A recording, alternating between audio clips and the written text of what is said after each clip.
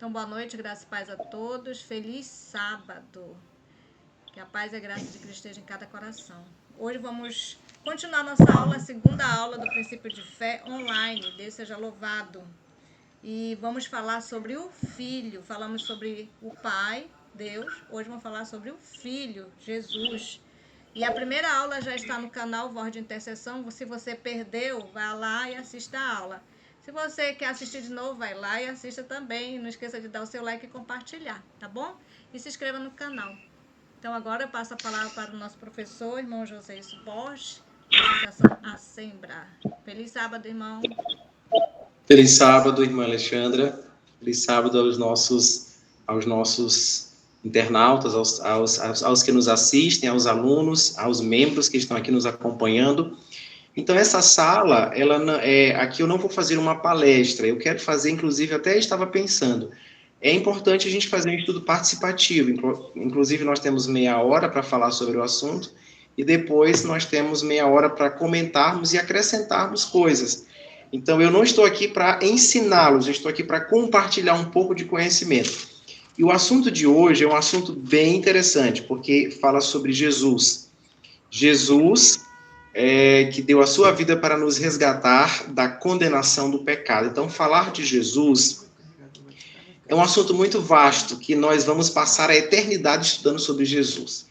Então, vejam bem, o texto que nós lemos no início é João capítulo 3, verso 16, que é um texto muito conhecido, ou deve ser um texto muito conhecido, que nós temos que colocar na nossa mente. Diz assim: porque Deus amou ao mundo porque Deus amou tanto ao mundo, na minha versão, que é a versão King James, porque Deus amou tanto ao mundo, ou seja, numa intensidade, que ele deu seu Filho unigênito para que todo que nele crê não pereça, mas tenha vida eterna. Então, aqui na palavra de Deus, nós vamos encontrar muitas menções falando sobre pai, sobre filho. Mas será que era assim desde a eternidade, antes da criação, antes do plano da redenção? Então é importante nós frisarmos, inclusive em alguns estudos posteriores, nós vamos falar sobre o plano da criação, mas essa nomenclatura de pai e filho é um termo utilizado no plano da redenção.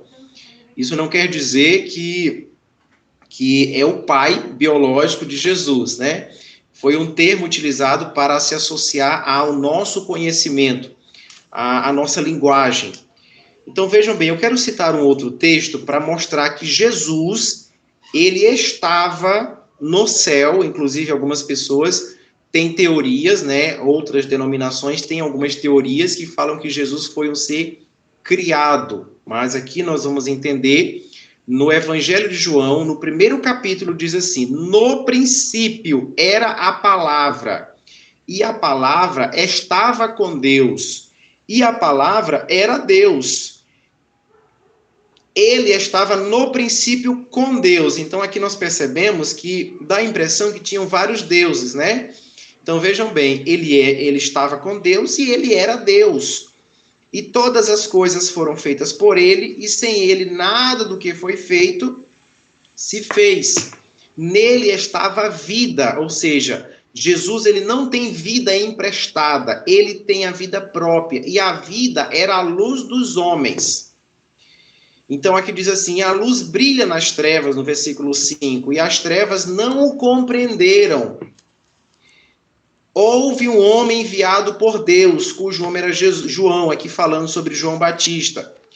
Então, mais na frente, nós vamos observar que João Batista, ele deu testemunho desse homem, e quando ele vê Jesus se aproximando do Rio Jordão, onde ele estava batizando, ele diz assim: eis o Cordeiro de Deus que tira o pecado do mundo. Então, aqui no plano da redenção, Jesus foi escolhido para desempenhar um papel importante.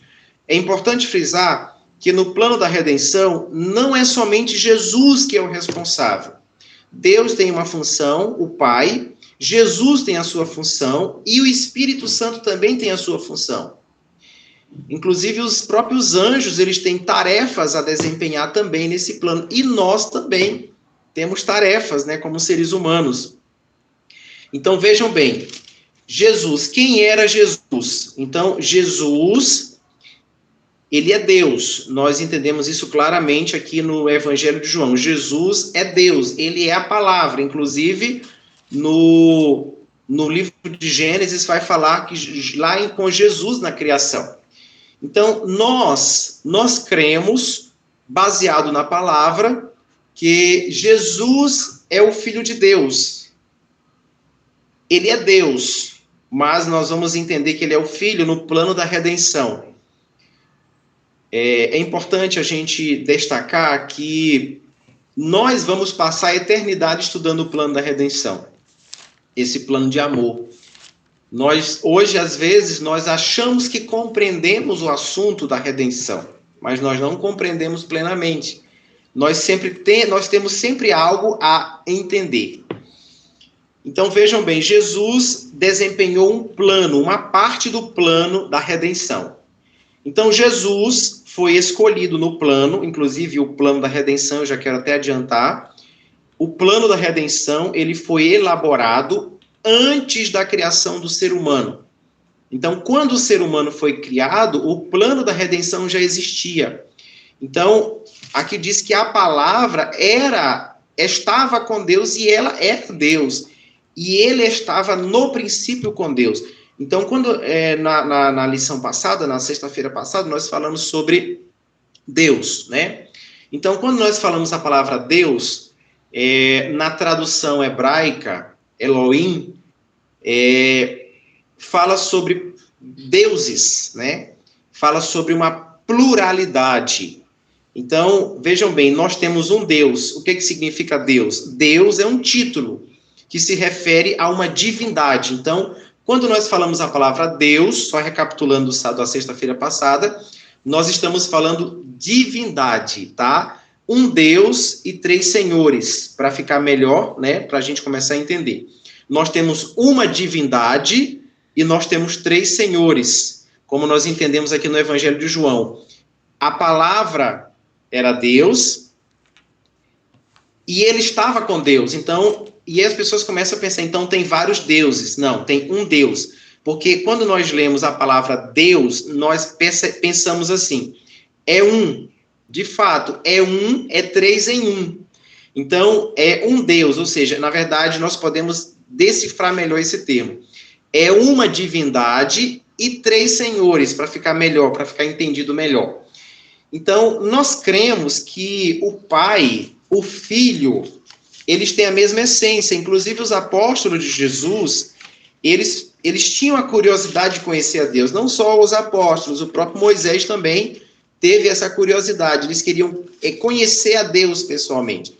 Então, a função de Jesus no plano da redenção, conforme nós entendemos em Isaías capítulo 53, Jesus veio sofrer, né, conforme Romanos 6, o capítulo 6, deixa eu encontrar aqui Romanos, capítulo 6, 6:23, eu posso citar de cor, fala assim, porque o salário do pecado é a morte, mas o dom gratuito de Deus é a vida eterna. Romanos 6:23, aqui nós encontramos assim, porque o salário do pecado é a morte, mas o dom de Deus é a vida eterna por Jesus Cristo nosso Senhor. Então vejam bem, quando o homem pecou, o que nós merecíamos? A morte, só que era a morte eterna. Vejam bem, nós seres humanos temos a vida emprestada. Vida emprestada não é vida própria, é vida que veio de alguém, foi emprestada. Deus soprou nas nossas narinas e o fôlego de vida fez essa matéria falar, andar e funcionar. Jesus, como nós entendemos aqui no Evangelho de João, que ele tinha vida própria, né? Então, Jesus tinha vida própria. Jesus colocou o seu fôlego nas nossas narinas e nós passamos a ser alma vivente. Quando nós pecamos, nós merecíamos a morte, só que não era essa morte que as pessoas morrem agora com a esperança da ressurreição. É a morte eterna. Um anjo também foi criado. Ele não tem vida própria, ele tem uma vida oriunda de um ser que tem vida própria. Então, a vida veio de Jesus, como diz no Evangelho de São João. A vida estava com ele. ou seja, ele tinha vida própria. Então, quando o homem pecou, então veio uma maldição, a morte, porém era a morte eterna, é importante frisar. Então, existe a morte até logo, que é essa morte que as pessoas morrem hoje, e ressuscitarão, aqueles que morreram em Cristo, ressuscitarão uns na volta de Jesus, com exceção do grupo especial que ressuscita para a condenação, para a vergonha, e aqueles que ressuscitarão depois do milênio para a morte. Então, mas essa morte que está falando em Romanos 6:23 é a morte eterna. Então, vejam bem, como que alguém que tem vida emprestada ia morrer e ia acordar sozinho? Por isso, só Jesus poderia cumprir o plano de morrer e ressuscitar, porque ele tinha vida própria. Ele não tinha vida emprestada. Então, ele poderia usar a vida, ele morreu, mas ele usou a própria vida dele e acordou. Então, vejam só. Os anjos se ofereceram para morrer no lugar de Jesus, mas Jesus disse não. A vida de um anjo não paga o preço do pecado. Qual foi o preço do pecado? O preço do pecado pago por Jesus foi todo o tesouro celestial. Os irmãos imaginam alguém aqui nesse grupo que tem 300 mil reais na conta. E de repente ele surge com uma dívida e essa dívida é exatamente 300 mil reais. Então ele tem que esvaziar a conta bancária para pagar a dívida. Os irmãos entendem que a dívida do pecado foi exatamente todo o tesouro que estava no céu, que é Jesus. Então o tesouro celestial é Jesus. Então o preço do pecado só poderia ser pago por um valor que realmente valia aquela conta. Então eu não pago uma conta de 300 mil reais com R$2. Eu só pago 300 mil reais com 300 mil reais. Então é por isso que a vida de um anjo não pagava a dívida, porque estava aqui, muito abaixo. A nossa vida não valia muita coisa, então o valor da nossa vida também não alcançava a dívida. Agora, voltando para Jesus, eu quero encontrar aqui Hebreus, no livro de Hebreus, aqui nós temos um texto falando sobre a essência de Jesus, sobre o parentesco dele com o Pai, né? E lembrando que essa nomenclatura de Pai e Filho foi adotada no plano da redenção. Especular outros nomes, outros cargos, é melhor a gente não especular, porque a gente não tem, porque aquilo que foi revelado é para nós e para os nossos filhos. Aquilo que está encoberto é para Deus. É a mesma coisa de tentar saber de onde que Deus nasceu, né? Não temos como saber. Hebreus capítulo 1, eu quero ler Hebreus capítulo 1, verso de 1 a 3 diz assim: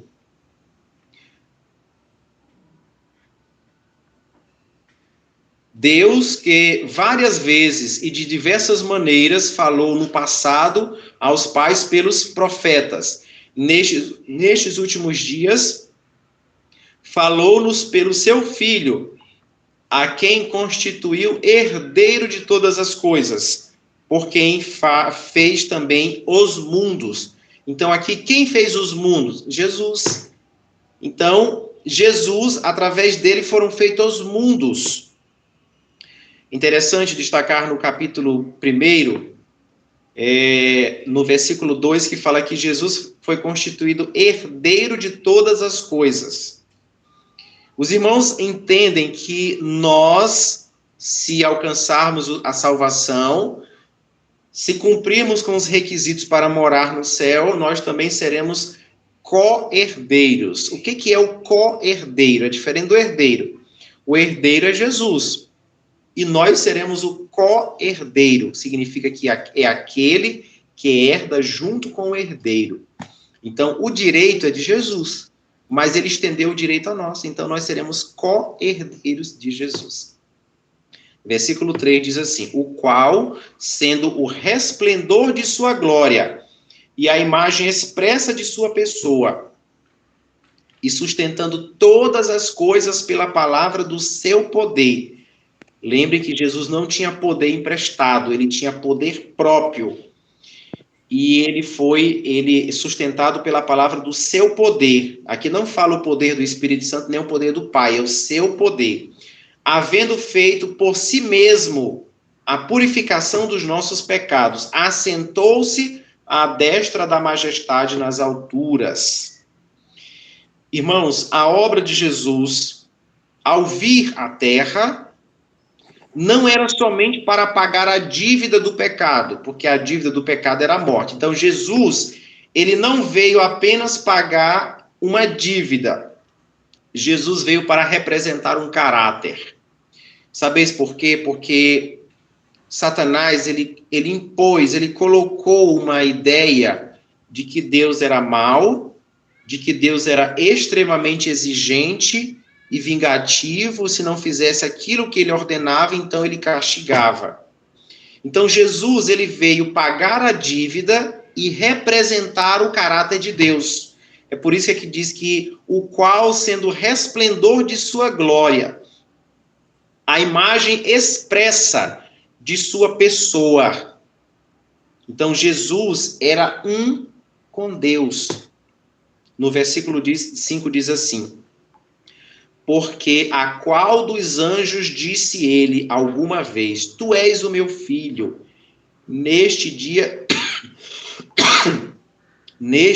te gerei, e outra vez eu serei para ele um pai, e ele será para mim um filho? Então Deus não falou isso a nenhum dos anjos. A única pessoa a quem Deus se dirigiu desta maneira foi a Jesus, porque Jesus era a expressão do seu caráter, assim como nossos filhos hoje carregam nossos traços de caráter. Então Jesus, ele trouxe ao mundo a expressa imagem de Deus. Então o que Jesus veio fazer na terra? Jesus veio pagar uma dívida, porque se ele não pagasse o resgate, nós jamais teríamos a oportunidade de ressuscitar ou de ser transformado na volta dele. Então, o céu, na verdade, nós estávamos devendo. O preço era muito alto, estava além das nossas capacidades de pagamento. Os anjos se ofereceram para pagar. Jesus disse, não, vocês não têm valor suficiente. Não quer dizer que nós não valemos nada, não quer dizer que o anjo não vala nada. Mas Jesus disse que o preço a ser pago estava além das capacidades humanas e também dos anjos. Por que os anjos se ofereceram para pagar? Porque Jesus é o comandante do céu. Jesus era a expressão do amor. Ele é a expressão do amor. Então Jesus, ele é o tesouro celestial. É por isso que há um pensamento que diz que todos os tesouros celestiais foram esvaziados para pagar a nossa dívida. Então, Colossenses capítulo 1, deixa eu encontrar aqui, Colossenses capítulo 1, quero falar também sobre Jesus, falando de Jesus na eternidade. Colossenses capítulo 1.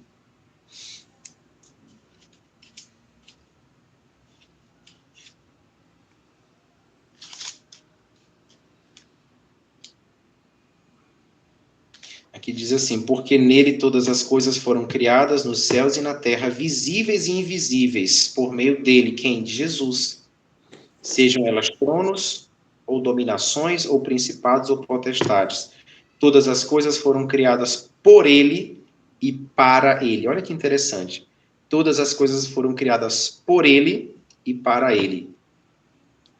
Aqui diz assim, e ele é antes de todas as coisas.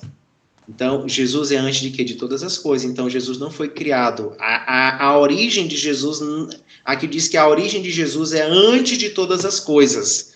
Não tem uma origem catalogada, né? Como as pessoas dizem. Jesus nasceu, Jesus foi criado por Deus lá junto com a humanidade. De maneira nenhuma. Ele era antes de todas as coisas. E por ele todas as coisas subsistem. Então, vejam bem, através de Jesus, todas as coisas subsistem, tanto as coisas animadas, né, o reino animado, e o inanimado, as coisas visíveis que nós vemos, né, as estrelas, o sol, a lua, as pessoas, os animais, quanto as coisas invisíveis. Então, Jesus, ele deu origem a todas as coisas. Então, significa que a origem de Jesus está antes da criação. Então, não tem uma origem catalogada. Então, conjecturar a origem de Jesus é tentar descobrir algo que Deus não nos permite.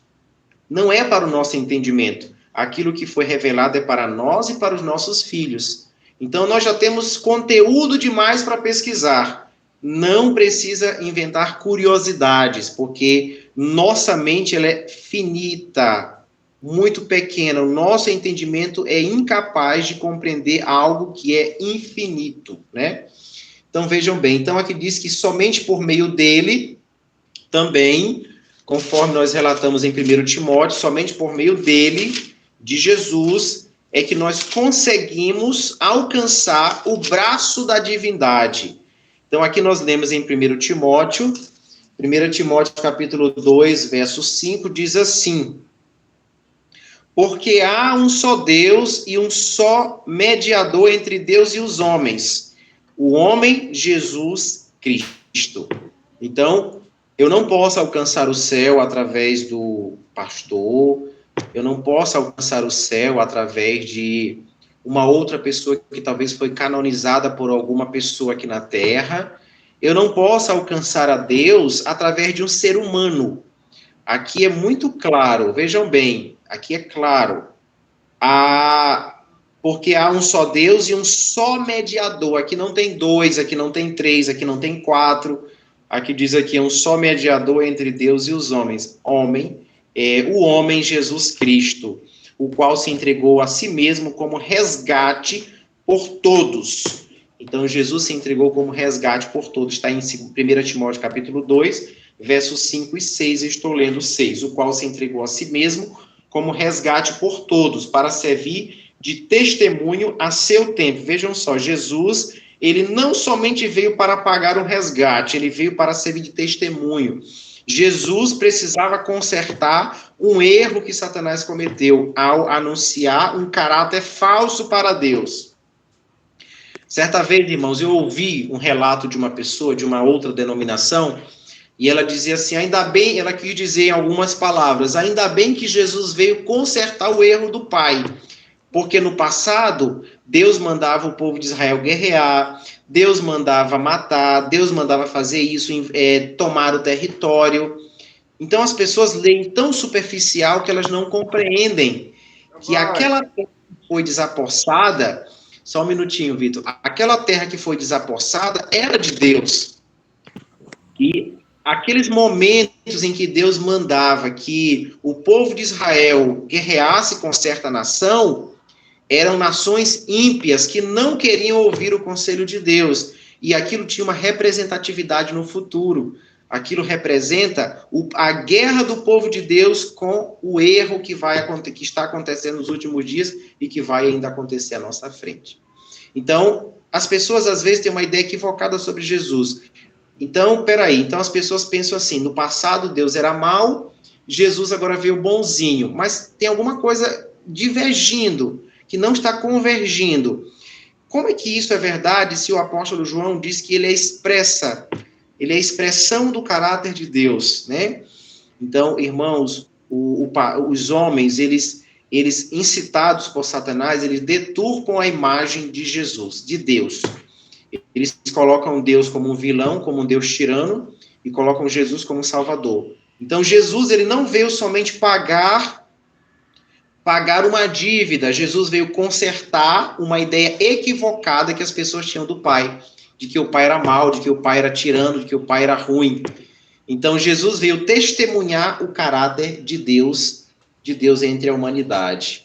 Então, somente por meio de sua morte, irmãos, é que nós alcançamos o perdão. Por que a morte de Jesus? Por que não serve a morte de um anjo, como eu falei anteriormente? Porque o preço que foi estipulado para o pagamento do pecado, da dívida do pecado, não poderia ser pago pela vida de um ser humano, não poderia ser pago pela vida de um anjo, somente um Deus com vida própria poderia pagar a dívida. Por isso que Jesus teve que morrer. E, novamente, eu quero relembrar que no plano da redenção, o Pai tem a sua função, Jesus tem a sua função e o Espírito Santo também tem a sua função. Então, às vezes, muitas pessoas colocam tanta ênfase na função de Jesus, esquecem a função do Pai, esquecem a função do Espírito Santo. Então, por exemplo, já adiantando do próximo estudo, o Espírito Santo, ele veio por quê? Porque Jesus, quando assumiu a natureza humana, então Jesus é feito dessa matéria aqui, ó, que os irmãos estão vendo, carne e osso. Jesus escondeu a sua divindade dentro da carne humana. Se Jesus tivesse vindo com a divindade exposta, as pessoas morreriam instantaneamente. Elas seriam fulminadas pela luz que sai da divindade de Jesus. Por isso que Jesus se humilhou. Porque vejam bem, irmãos, uma coisa era Adão, a natureza de Adão, logo após o pecado. Adão tinha 10 vezes mais capacidade de resistência física. E Adão tinha uma capacidade muito maior de resistência à tentação e ao pecado. Jesus veio por muitos mil anos após, 2.000 anos de pecado. Então, Jesus veio após um certo período que a humanidade já estava degradada, inclusive a altura humana. Jesus tinha mais ou menos 1,80 m, que era a altura predominante da época. Sendo que Adão tinha quase 5 metros, quase 4 metros, né? Eu às vezes confundo a metragem. Então, ele tinha um pouco mais de 4 metros, talvez, quase 4 metros, quase 5 metros. Então, quando Jesus assumiu a natureza humana, 4.000 anos de pecado, isso mesmo, eu confundi. Então, quando Jesus assumiu a natureza humana, ele escondeu a natureza divina dentro da humana. Por quê? Por que Deus fez? Por que Jesus fez isso? Para nos proteger. Porque se Jesus viesse com a natureza divina, nós morreríamos. E também Jesus veio mostrar para o homem, irmãos, que era possível vencer o pecado. Então Jesus veio pagar a dívida, Jesus veio mostrar o caráter real de Deus, e Jesus veio mostrar ao ser humano que é possível vencer o pecado na carne, né? Se Jesus viesse só com a natureza divina, então o pecador ia dizer, o próprio Satanás, você venceu porque você tem uma natureza divina. Então, tanto é que quando Deus anuncia para Adão, este te ferirás o calcanhar e tu lhe ferirás a cabeça. Então, Satanás, naquele momento, entendeu que Jesus viria para a terra. Então, Satanás pensou, eu venci Adão em um momento de força física e força intelectual. Quando Jesus vier com a degradação humana, eu venço ele facilmente. E aí eu assumo todas as potestades. Então, Jesus veio pagar a dívida, Jesus veio mostrar o verdadeiro caráter de Deus, e Jesus veio para mostrar ao homem que é possível vencer o pecado na nossa carne, na nossa esfera humana, né? Então, vejam bem, aqui eu quero ler um comentário que diz bem assim, um comentário retirado do livro, do capítulo Plano da Redenção de Patriarcas e Profetas, diz assim, a queda do homem encheu o céu todo de tristeza. O mundo que Deus fizera estava manchado pela maldição do pecado e habitado por seres condenados à miséria e morte. Não parecia haver meio pelo qual pudesse escapar os que tinham transgredido a lei. Os anjos cessaram seus cânticos de louvor, por toda a corte celestial havia pranto pela ruína que o pecado ocasionara. O Filho de Deus, o glorioso comandante do céu, ficou tocado de piedade pela raça decaída. Seu coração moveu-se de infinita compaixão ao erguerem-se diante dele os ais do mundo perdido. Entretanto, o amor divino havia concebido um plano pelo qual o homem poderia ser remido. A lei de Deus quebrantada exigia a vida do pecador. Em todo o universo não havia senão um ser que, em favor do homem, poderia satisfazer as suas reivindicações, visto que a lei divina é tão sagrada como o próprio Deus. Olha só, irmãos, a lei divina é tão sagrada, sabe por quê? Porque ela é a expressão do seu caráter. Unicamente um ser igual a Deus poderia fazer expiação por sua transgressão. Ninguém, a não ser Cristo, poderia redimir da maldição da lei o homem decaído e levá-lo novamente à harmonia com o céu. Cristo tomaria sobre si a culpa e a ignominia do pecado. Pecado tão ofensivo para um Deus santo que deveria separar-se entre si e o Pai e o Filho. Cristo atingira as profundidades da miséria para libertar a raça que fora arruinada. O Pai, ele foi pleiteado perante ele, né? Pleitearam perante o Pai. Jesus pleiteou perante o Pai em prol do pecador. Enquanto a hóstia angélica aguardava o resultado com um interesse de tal intensidade que palavras não poderiam exprimir. Muito prolongada foi aquela comunhão misteriosa. Foi naquele momento que Jesus entrou numa nuvem com o Pai e ficaram muito tempo conversando só entre eles. É porque Jesus estava pleiteando, né? Jesus estava pedindo pela raça decaída, porque o seu coração encheu-se de misericórdia. Então ele estava pleiteando em favor dos filhos dos homens. Então o plano da salvação foi estabelecido antes da criação da terra, pois Cristo é o Cordeiro morto desde a fundação do mundo. Por isso que nós lemos esse texto em Apocalipse capítulo 18, capítulo 13, verso 8, que Cristo foi morto desde a fundação do mundo. Não quer dizer que Cristo foi morto pessoalmente, ele foi morto no projeto, né, no plano. Ele foi, contudo, mas foi uma luta, mesmo para o Rei do Universo, entregar seu filho para morrer pela raça culposa. Mas Deus amou o mundo de tal maneira que deu o seu Filho unigênito, para que todo aquele que nele crê não pereça, mas tenha a vida eterna. Foi o texto que nós lemos no início. Aqui eu finalizo este primeiro momento, esse estudo falando sobre o Filho. Nosso tempo já está um pouco avançado. Amém.